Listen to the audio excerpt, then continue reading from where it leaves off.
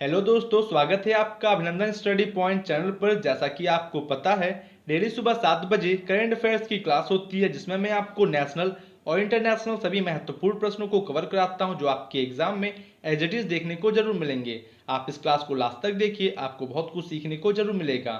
अगर आप इस चैनल पर नए हैं तो सब्सक्राइब कर ले चैनल को और बेल आइकन को प्रेस करना बिल्कुल भी ना भूलें, लेटेस्ट वीडियो की अपडेट सबसे पहले आपको मिलने के लिए। तो आइए स्टार्ट करते हैं आज की क्लास को। आज का पहला प्रश्न है क्वेश्चन ऑफ द डे, जो मैंने आपको होमवर्क के तौर पे दिया था। स्वच्छ भारत मिशन अकादमी का शुभारंभ किसने किया? हु लॉन्च द स्वच्छ भारत मिशन अकेडमी? आपका राइट आंसर होगा Gajendra Singh Shekhawat. Option number A right answer है। आप जैसे बहुत सारे स्टूडेंट्स ने कमेंट बॉक्स में कमेंट करके आंसर दिया था, आप भी दिया कीजिए। फुल डिटेल में बता दें आपको, जल शक्ति मंत्री गजेंद्र सिंह शेखावत ने नई दिल्ली में स्वच्छ भारत मिशन एसबीएम अकादमी का शुभारंभ किया। यह अभियान गंदगी मुक्त भारत का एक हिस्सा है और अकादमी अपने मोबाइल आधारित तकनीक के साथ स्वच्छाग्रहियों के साथ साथ समुदाय आधारित संगठनों, गैर सरकारी संगठनों और मिशन के चरण 2 से जुड़े अन्य लोगों के प्रशिक्षण में क्षमता निर्माण के प्रयासों को बढ़ावा देगी। आशा करते हैं आपको सभी चीजें समझ में आ गई होंगी। आप ध्यान रखिएगा। अगला प्रश्न है, किस राज्य के मुख्यमंत्री ने एक पढ़ई तुहार पारा योजना की शुरुआत की है? राइट आंसर होगा छत्तीसगढ़ राज्य के मुख्यमंत्री ने एक पढ़ई तुहार पारा योजना नामक जो कि योजना की शुरुआत की है। बता दें कि छत्तीसगढ़ के मुख्यमंत्री भूपेश बघेल ने पढ़ई तुहार पारा योजना शुरू करने की घोषणा की है। योजना के तहत स्कूली छात्र कोरोना वायरस प्रकोप के कारण कक्षाओं के निलंबन के मद्देनजर अपने संबंधित इलाकों में सीख सकेंगे और दूरस्थ क्षेत्रों में उन छात्रों को जिनके पास इंटरनेट की सुविधा उपलब्ध नहीं है, अध्ययन सामग्री प्रदान करने के लिए एक ब्लूटूथ आधारित कार्यक्रम बुलटू के बोल की शुरुआत की जाएगी। आप ये ध्यान रखिएगा दोस्तों, एग्जाम के लिए महत्वपूर्ण है। बात करते हैं छत्तीसगढ़ राज्य के बारे में फुल डिटेल में, जो कि इसको राज्य का दर्जा मिला 1 नवंबर 2000 को। कैपिटल है रायपुर, नंबर ऑफ डिस्ट्रिक्ट है 27, गवर्नर है अनुसुईया उइके जी और chief minister Bhupesh Baghel ji. Members of the legislative assembly है 90, लोकसभा सीट्स है 11 और राज्यसभा सीट्स 5 है। आप इसको ध्यान रखिएगा, अगर आप स्टेट एग्जाम देंगे उसके लिए महत्वपूर्ण है और आने वाले एसएससी, रेलवे और अन्य सभी एग्जाम्स के लिए महत्वपूर्ण तो है ही। नेक्स्ट क्वेश्चन है, निम्नलिखित में से कौन सा बांग्लादेशी नौसेना जहाज मुर्मुगाओ पोर्ट गोवा पहुंचा है? जो कि इसमें से बीएनएस संग्राम बांग्लादेशी नौसेना जहाज मुर्मुगाओ पोर्ट गोवा पहुंचा है। आप ध्यान रखिएगा। फुल डिटेल में बता दें आपको, बांग्लादेशी नौसेना जहाज बीएनएस संग्राम एक गाइडेड मिसाइल स्टील्थ कॉर्वेट 17 अगस्त 2020 को गोवा के मुर्मुगाओ पोर्ट पहुंचा। इस जहाज का भारत में बांग्लादेश उच्चायोग में सरकारी रक्षा सलाहकार और मुख्यालय गोवा नौसेना क्षेत्र के अधिकारियों के द्वारा स्वागत किया गया और बीएनएस संग्राम लेबनान में संयुक्त राष्ट्र अंतरिम बल के सदस्य के रूप में भाग लेने जा रहा है, इसलिए आपके एग्जाम के लिए महत्वपूर्ण बन जाता है। आप इसको ध्यान रखिएगा। बात करते हैं बांग्लादेश के बारे में फुल डिटेल में, जो कि इसकी राजधानी है ढाका और इसकी करेंसी है मुद्रा बांग्लादेशी टका और राष्ट्रपति हैं अब्दुल हामिद जी और प्रधानमंत्री शेख हसीना। आप ये ध्यान रखिएगा दोस्तों, आपके एग्जाम में प्रधानमंत्री, राष्ट्रपति और मुद्रा से कई बार आपके एग्जाम में प्रश्न पूछे जा चुके हैं। आप ध्यान रखिएगा दोस्तों। आप इस क्लास को लास्ट तक देखिए, आपको बहुत कुछ सीखने को जरूर मिलेगा, आप में इंप्रूवमेंट होगा और आने वाले एग्जाम्स के लिए आप काफ़ी अच्छे तरीके से प्रिपेयर भी हो सकेंगे। अगला प्रश्न है, बीएसएफ में सीमा सुरक्षा के महानिदेशक के रूप में किसे नियुक्त किया गया है? जो कि राकेश अस्थाना। राइट आंसर होगा राकेश अस्थाना। बता दें कि राकेश अस्थाना को बीएसएफ में सीमा सुरक्षा बल के महानिदेशक के रूप में नियुक्त किया गया है। गुजरात कैडर के 1984 बैच के आईपीएस अधिकारी राकेश अस्थाना को सीमा सुरक्षा बल बीएसएफ के महानिदेशक के रूप में नियुक्त किया गया है। वह 31 जुलाई 2021 तक अपने सेवानिवृत्ति की तारीख तक पद पर बने रहेंगे और वह वर्तमान में bureau of civil aviation security BCAS के महानिदेशक के रूप में कार्यरत हैं और वह महानिदेशक नारकोटिक्स कंट्रोल ब्यूरो का अतिरिक्त प्रभार भी संभालते रहेंगे। आप ये ध्यान रखिएगा, इनका नाम राकेश अस्थाना आपके एग्जाम के लिए काफी महत्वपूर्ण है। नेक्स्ट क्वेश्चन है, राष्ट्रपति रामनाथ कोविंद के द्वारा मेघालय के राज्यपाल के रूप में किसे नियुक्त किया गया है? जो कि मेघालय के राज्यपाल के रूप में सत्यपाल मलिक को नियुक्त किया गया है राष्ट्रपति रामनाथ कोविंद के द्वारा। बता दें कि गोवा के वर्तमान राज्यपाल सत्यपाल मलिक को राष्ट्रपति रामनाथ कोविंद ने मेघालय के लिए राज्यपाल नियुक्त किया है और महाराष्ट्र के राज्यपाल भगत सिंह कोश्यारी अपने कर्तव्यों के अलावा गोवा के राज्यपाल के कार्यों का निर्वहन करेंगे। बता दें कि सत्यपाल मलिक अगस्त 2018 से अक्टूबर 2019 तक जम्मू और कश्मीर के राज्यपाल थे। आपके एग्जाम के लिए महत्वपूर्ण है, आप ये ध्यान रखिएगा। बात करते हैं मेघालय राज्य के बारे में फुल डिटेल में, जो कि इसको राज्य का दर्जा मिला 21 जनवरी 1972 को। कैपिटल है शिलोंग, नंबर ऑफ डिस्ट्रिक्ट है 11 और गवर्नर दोस्तों इससे पहले RN रवि जी थे। और जैसा कि मैंने आपको बताया, अब जो है सत्यपाल मलिक जी मेघालय के राज्यपाल होंगे, गवर्नर होंगे और चीफ मिनिस्टर है मेघालय के कॉनराड संगमा जी। और members of the legislative assembly 60, Lok Sabha seats है 2 और राज्यसभा सीट्स 1 है। आप इसको ध्यान रखिएगा, एग्जाम के लिए महत्वपूर्ण है। नेक्स्ट बातें करते हैं दोस्तों गोवा राज्य के बारे में फुल डिटेल में, जो कि इसको राज्य का दर्जा मिला 30 मई 1987 को। कैपिटल है पाणाजी, नंबर ऑफ डिस्ट्रिक्ट है 2, गवर्नर है सत्यपाल मलिक जी और chief minister Pramod Sawant.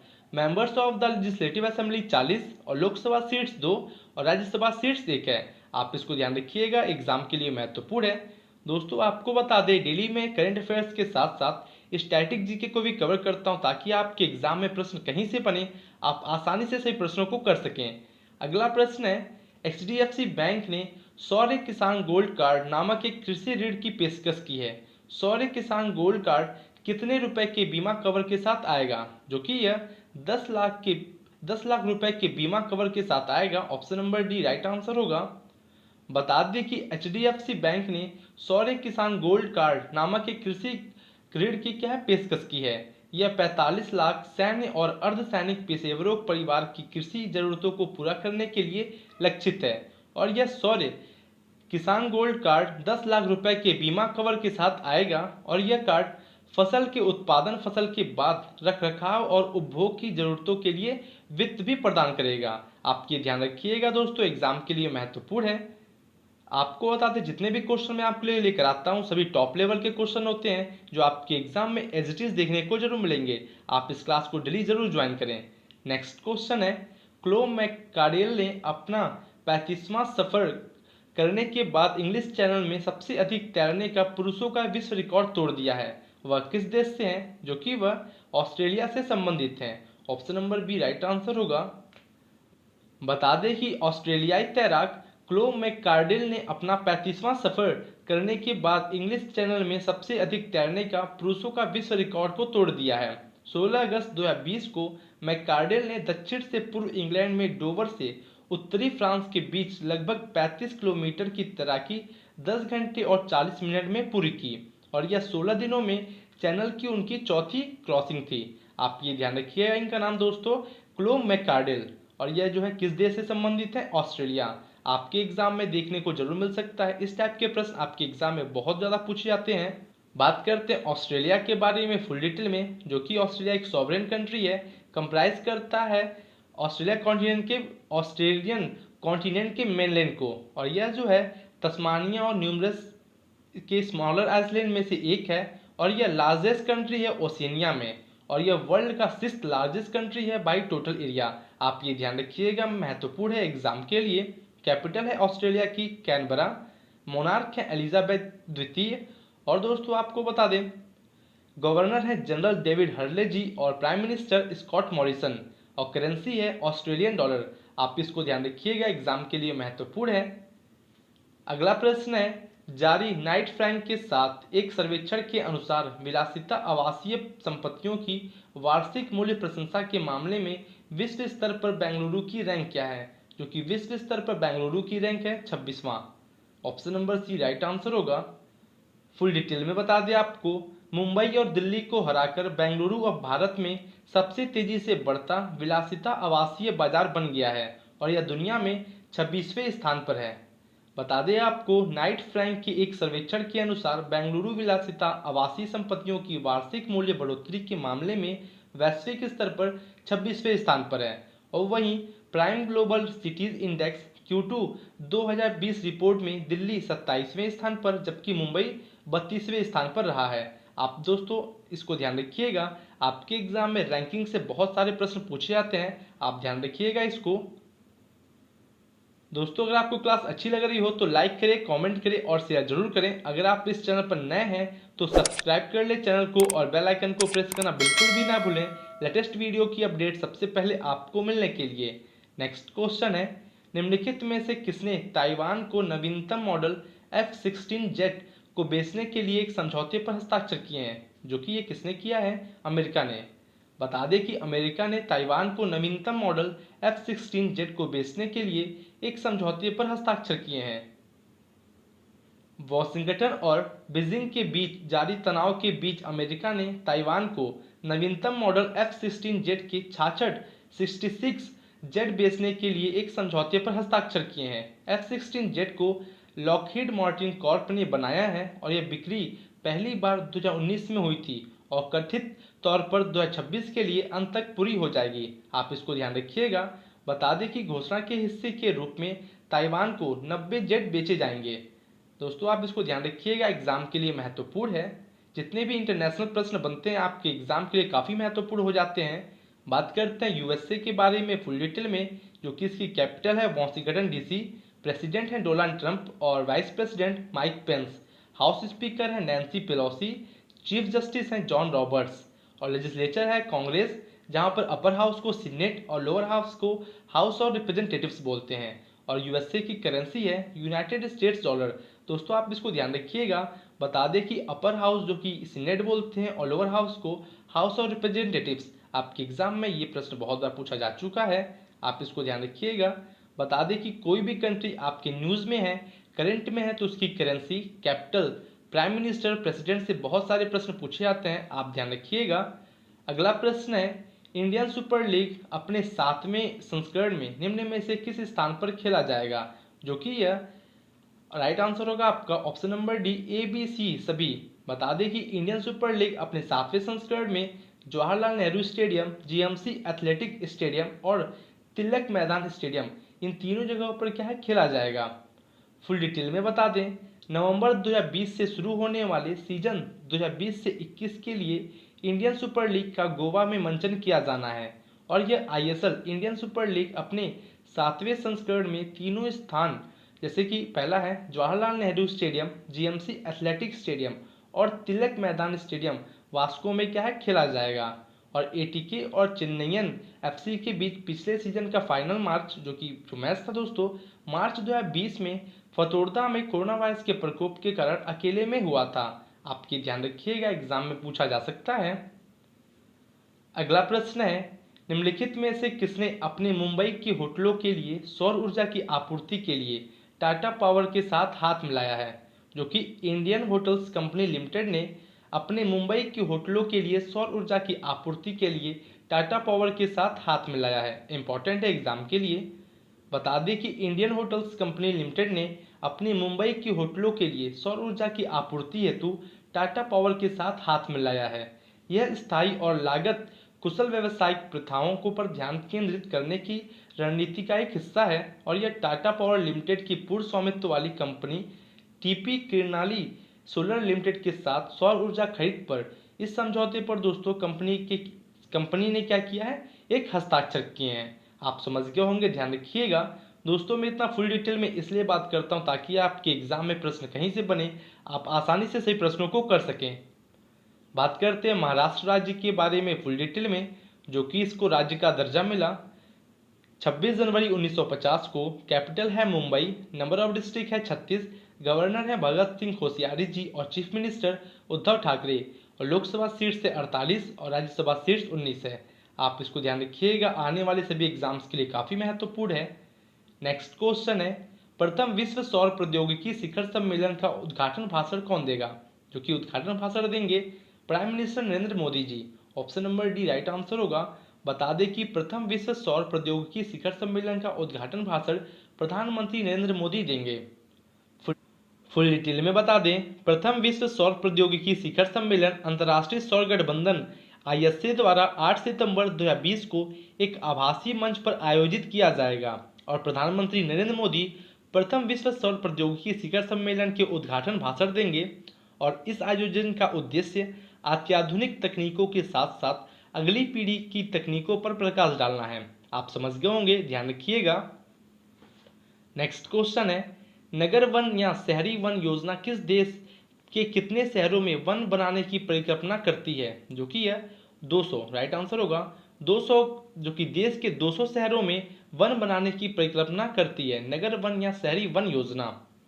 Full detail में बता दें, केंद्रीय पर्यावरण, वन और जलवायु परिवर्तन मंत्रालय ने नगर वन या शहरी वन योजना के कार्यान्वयन के लिए अरुणाचल प्रदेश की राजधानी ईटानगर का चयन किया है। यह योजना सार्वजनिक निजी साझेदारी के आधार पर देश भर के 200 शहरों में वन बनाने की परिकल्पना करती है और मंत्रालय विकसित की जाने वाली भूमि के लिए 2 करोड़ रुपए का प्रारंभिक अनुदान भी प्रदान करेगा। आप समझ गए होंगे दोस्तों, एग्जाम के लिए महत्वपूर्ण है, आप इसको ध्यान रखिएगा। नेक्स्ट क्वेश्चन है, BRICS anti drug working group का चौथा सत्र निम्नलिखित में से किस देश की अध्यक्षता में आयोजित किया जाएगा? जो कि रूस की अध्यक्षता में आयोजित किया जाएगा BRICS anti drug working group का चौथा सत्र। फुल डिटेल में बता दें, भारत ने ब्रिक्स देशों के हालिया वेबिनार सम्मेलन के दौरान मादक पदार्थों की तस्करी के लिए डार्कनेट और आधुनिक तकनीक के दुरुपयोग पर चर्चा की है। और रूस की अध्यक्षता में BRICS anti drug working group का चौथा सत्र 12 अगस्त 2020 को आयोजित किया गया था और भारतीय पक्ष का प्रतिनिधित्व एनएसबी के महानिदेशक राकेश अस्थाना ने किया था। आप समझ गए होंगे दोस्तों, यहाँ तक बता दें कि ब्रिक्स में ब्राज़ील, रूस, चीन, दक्षिण अफ्रीका और भारत शामिल हैं। दोस्तों आपको बता दें, ब्रिक्स BRICS आपके एग्जाम में पूछा जाता है कि ब्रिक्स में जो है कितने मेंबर शामिल हैं। आप जो है नाम से भी क्या है आप समझ सकते हैं, ब्रिक्स में कितने 5, आप 5 कंट्री जो कि शामिल होते हैं। जैसे कि पहला बी से है, B stands for Brazil, R stands for Russia, और दोस्तों I से क्या है इंडिया, और C से चाइना, और S से क्या है साउथ अफ्रीका। आप ये ध्यान रखिए, काफ़ी इजी है, आप समझ सकते होंगे। बात करते हैं रसिया के बारे में फुल डिटेल में, जो कि रसिया एक ट्रांसकॉन्टिनेंटल कंट्री है, लोकेट करता है ईस्टर्न यूरोप और नॉर्दर्न एशिया में, और यह जो है लार्जेस्ट कंट्री है बाई एरिया पूरे वर्ल्ड में, और इसकी कैपिटल है मॉस्को। प्रेसिडेंट है व्लादिमीर पुतिन जी, और speaker of the federation council Valentina Matviyenko. Chief justice हैं व्यासलेव लेबदेव। लेजिस्लेचर है फेडरल असेंबली, और अपर हाउस को फेडरेशन काउंसिल और लोअर हाउस को स्टेट ड्यूमा बोलते हैं। और रसिया की करेंसी है रसियन रूबल। आप इसको ध्यान रखिएगा, आने वाले सभी एग्जाम्स के लिए काफ़ी महत्वपूर्ण है। नेक्स्ट क्वेश्चन है, Universal Sompo general insurance company limited ने निम्नलिखित में से किसके साथ गठबंधन की घोषणा की है? जो कि इसने BSC Ebix insurance broking private limited के साथ एक गठबंधन की घोषणा की है। Option number C right answer होगा। बता दें कि Universal Sompo general insurance company limited ने BSC Ebix insurance broking private limited के साथ अपनी संधि की घोषणा की है। यह पूरी तरह से डिजिटल वातावरण में BSE ई-बिक्स के मजबूत वितरण नेटवर्क का उपयोग करके सामान्य बीमा उत्पादों को बेचेगा, और यह यूनिवर्सल सोमपो के हाल ही में लॉन्च किए गए कोरोना कवच कवर की पेशकश के साथ साझेदारी को क्या है शुरू की गई है। आप समझ गए होंगे, ध्यान रखिएगा। दोस्तों अगर आपको इस क्लास की PDF चाहिए, आपको इसी वीडियो के डिस्क्रिप्शन में टेलीग्राम ग्रुप की लिंक मिल जाएगी, आप उस लिंक से ग्रुप में ज्वाइन हो जाइए, आपको सभी PDF वहाँ पे प्रोवाइड कर दी जाती है। अगला प्रश्न है, स्वास्थ्य नामक ई पोर्टल का उद्घाटन किसने किया? Who inaugurated the E portal named स्वास्थ्य? तो दोस्तों ये है आपका आज का homework, question of the day. आपको इसका आंसर कमेंट बॉक्स में कमेंट करके जरूर देना है। आप जैसे बहुत सारे स्टूडेंट्स डेली कमेंट बॉक्स में कमेंट करके आंसर देते हैं। आशा करते हैं आपको क्लास बहुत अच्छी लगी होगी। अगर अच्छी लगी है तो कमेंट करके जरूर बताएं आपको क्लास कैसी लगी, और ज़्यादा से ज़्यादा शेयर दोस्तों जरूर करें उन स्टूडेंट्स के पास जिसको इसकी ज़रूरत है और इस क्लास से उनको काफ़ी हेल्प मिल सके। तो मिलते हैं आपसे कल और बेहतरीन क्वेश्चंस के साथ। Thank you and good day.